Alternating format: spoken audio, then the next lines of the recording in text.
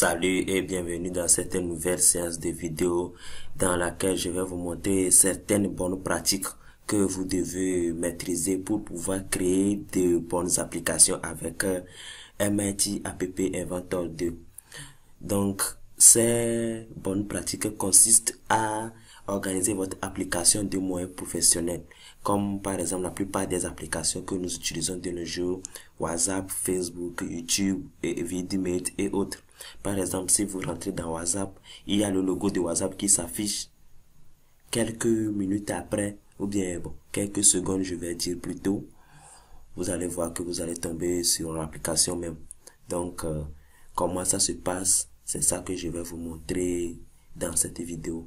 Donc, sans plus tarder, nous allons créer un projet qui va s'appeler Bonne pratique.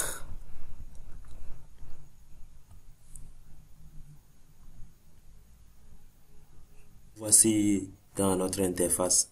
Donc, ce que je vais vous conseiller premièrement, c'est de laisser le premier écran, comme ça, le screen 1.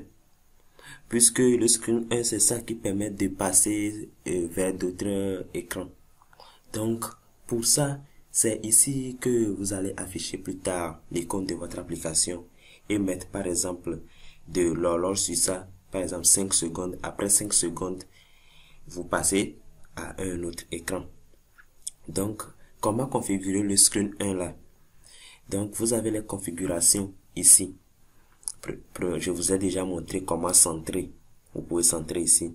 Maintenant, le nom de votre application, c'est au screen 1, vous allez le choisir. Donc ici, c'est le nom du projet par défaut. Donc vous pouvez écrire Bonne pratique comme le nom de l'application. Et vous pouvez choisir le background. Ça, c'est sur tous les écrans que vous allez faire dans votre application. Vous pouvez choisir aussi l'image de fond. Ici, vous pouvez prendre Close Screen Animation. Genre, si l'écran va se fermer, quelle animation ça va faire? Bon, souvent, moi, je prends défaut. Ça fait film. Donc, ici, vous allez choisir l'icône de votre application.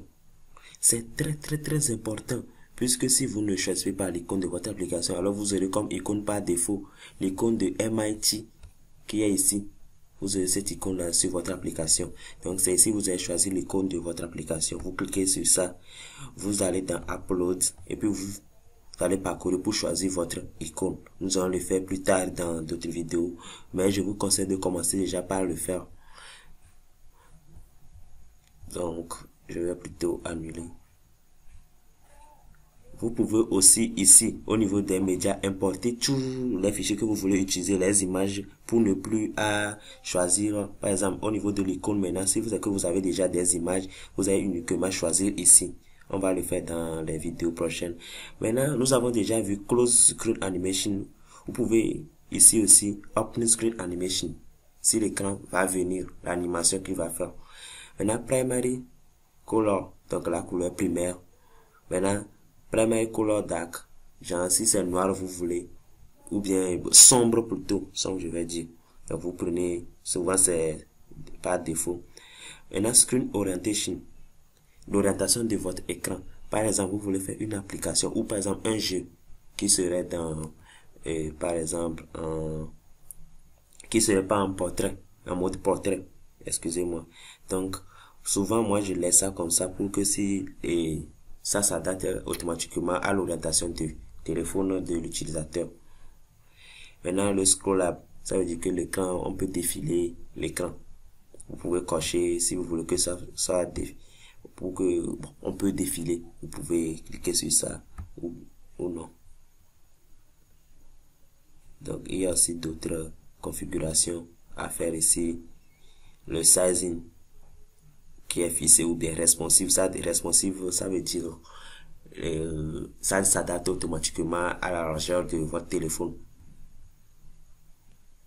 Le thème. Donc vous pouvez choisir le thème que vous voulez ici. Thème, par exemple, je prends le dark. Vous allez voir que le thème est automatique. Ou bien je peux venir ici, thème. Vous allez le voir, screen comme ça. Donc, en bas ici, vous pouvez donner le nom à votre screen. Mais ici, c'est le nom du contenu. Donc, je peux mettre écran 1.